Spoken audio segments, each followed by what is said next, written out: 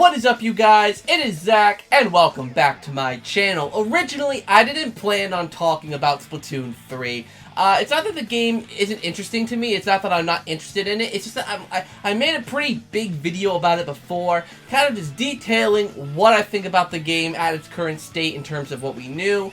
And we had a Nintendo Direct yesterday, and yeah, we learned a lot more about this game. My thoughts have changed a little bit. Have they changed for the better, or have they changed for the negative? Stay tuned to find out. Make sure to like, comment, and subscribe, all that stuff down below. I'm going to structure this video, not in terms of in order of how things happen in the Direct, but in terms of the good from the Direct and the bad from the Direct. So it's almost like a review in a sort of way, like one of the typical reviews I do for games, which is a little weird, but nonetheless, let's get right into the good and the bad of that Splatoon Direct. Now, let's start off with the good, shall we? There is quite a few good things in the Direct. The game looks so good. It looks polished, it looks fun, it really looks like a true, evolution of Splatoon 2. It looks the same in a lot of ways, which is good and bad. You know, honestly, Splatoon 2 was such a fun, polished multiplayer experience, so having Splatoon 3 feel the exact same way, feeling polished, looking good, that's a good thing to say about it. And that goes also to the Salmon Run, which one thing that they actually didn't mention in the Direct is that Salmon Run, you can play it at any time. There's no stupid time restriction like they had before.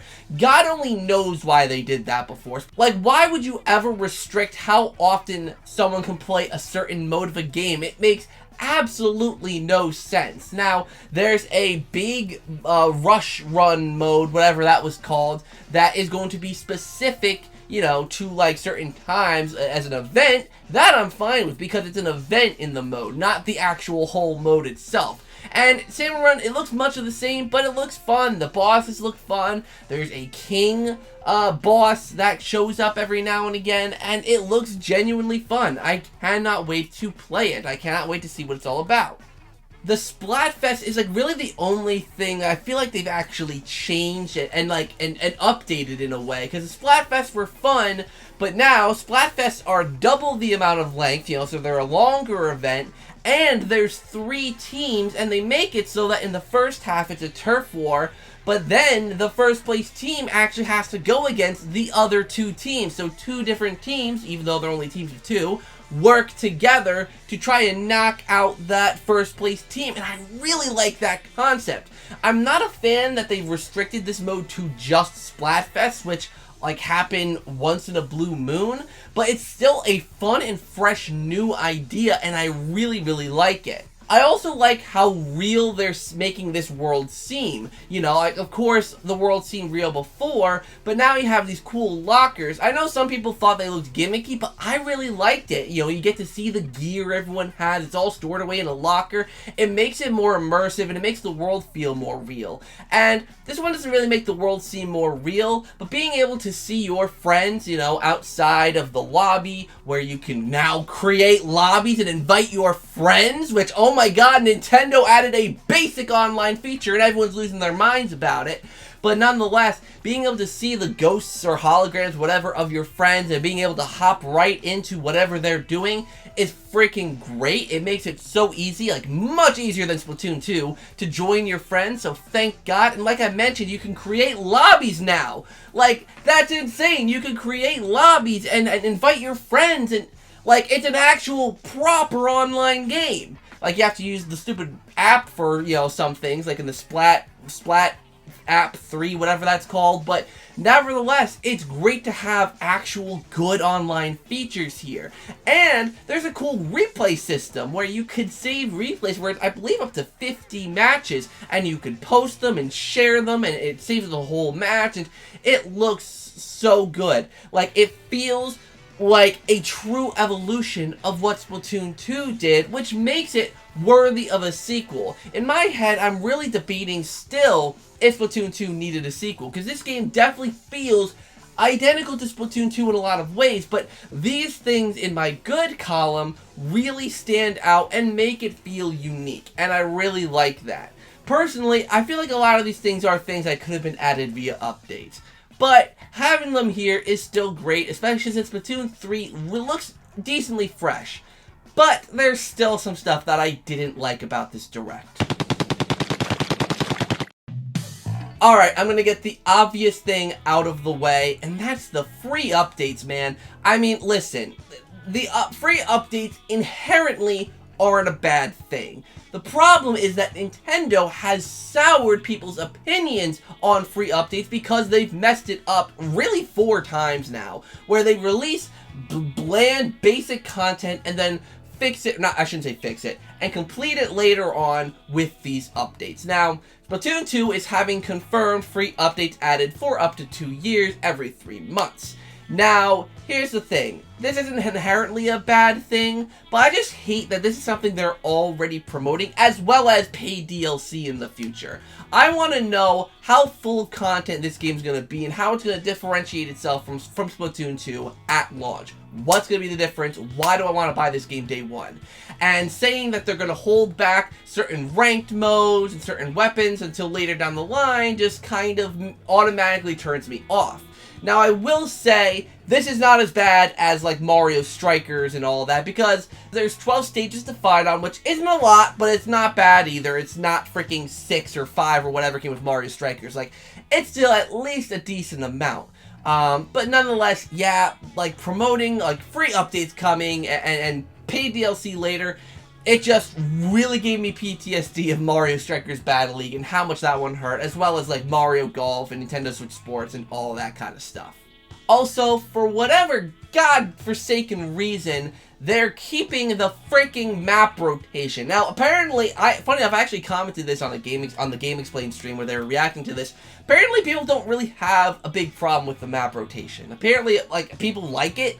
I didn't know that people liked it. I freaking hate it, because I'm not someone who gets on Splatoon every day. So for me, it's like, okay, I'm going to be playing the same map for like the whole entire time I'm playing, and I'll only get to experience that one map. And when I come back, it's like, okay, now there's a new map, but then again, that's the only one I'm going to play, or 2 maps, whatever. But sometimes they have the same map like 5 times in a row. There are still maps in Splatoon 2, 5 years later, that I still haven't played, or barely know, because I never really get to play them, because I'm always playing the same stage every time I play, so I never really get the variety, and it's just annoying. I hate the map rotation. I wish it was just gone, but I'll at least take that Salmon Run isn't timed anymore. I'll take that at least.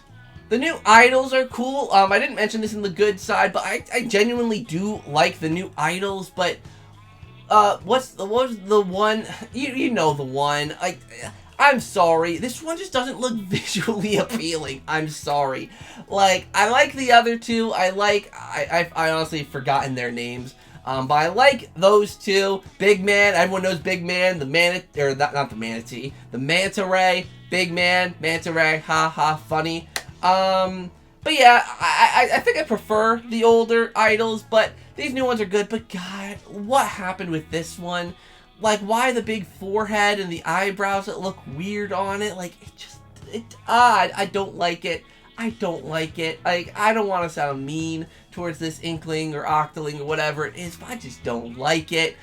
Yeah, it looks, And the last main problem that I have, which is actually kind of a big one, is I wanted them to do more with this game. I wanted to see a new mode. Now, initially when I watched this Direct, I saw this, like, CLAM mode thing. Apparently that's existed for a while. I didn't know that was in Splatoon 2. I didn't even know this mode existed. I've never heard anyone ever talk about that mode. I've only ever heard people ever talk about the other 3 modes. So it's weird hearing about this other mode that apparently was in Splatoon 2 that I didn't know. Because at first I was like, oh cool, a new mode!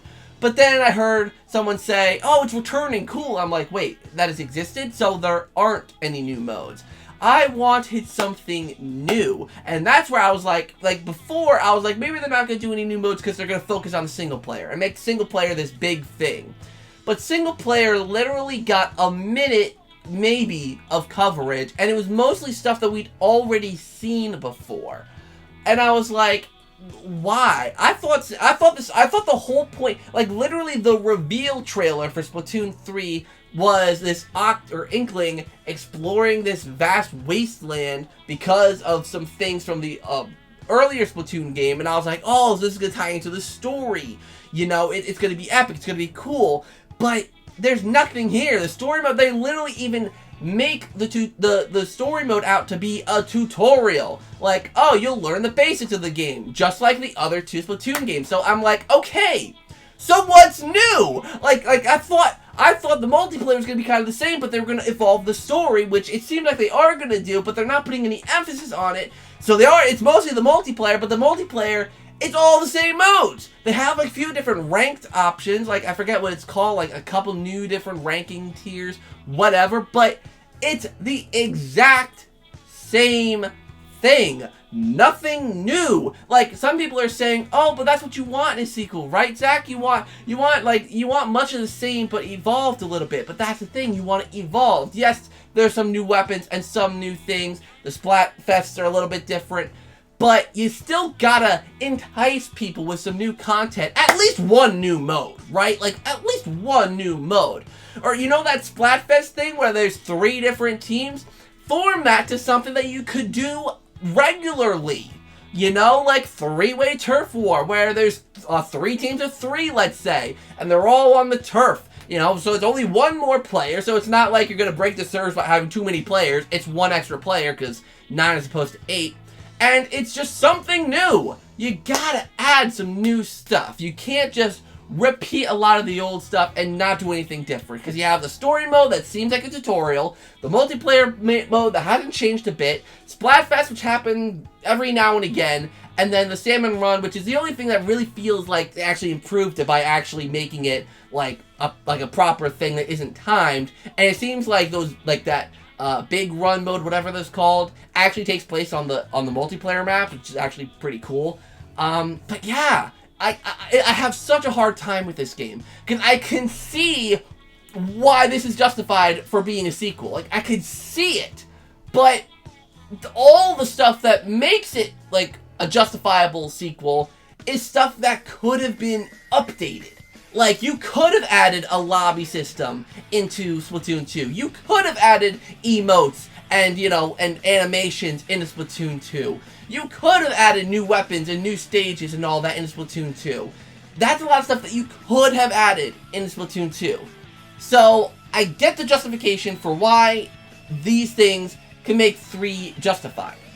But, given that they're still not really doing anything new, at least from what I'm seeing here, I don't know. That's my personal opinion. What do you guys think? Let me know down in the comments down below. I apologize that I'm sweating a lot.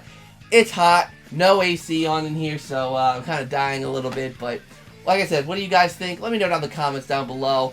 Listen, I'm not trying to be a Debbie Downer on this game. I said a lot of reasons why I'm excited, and I might get it. I just might get it, because it's at least intriguing enough for me to be interested. But they're not doing anything new, it looks like. To me, at least personally. So, thank you guys so much for watching today's video. I really hope you enjoyed. Like, comment, and subscribe. All that stuff down below. Hit that notification bell so that you're notified of when I upload videos. And check out the merch store. There's some cool ZakPak merch up on there for you to check out. And until next time, you guys, I'll see you all in the next video.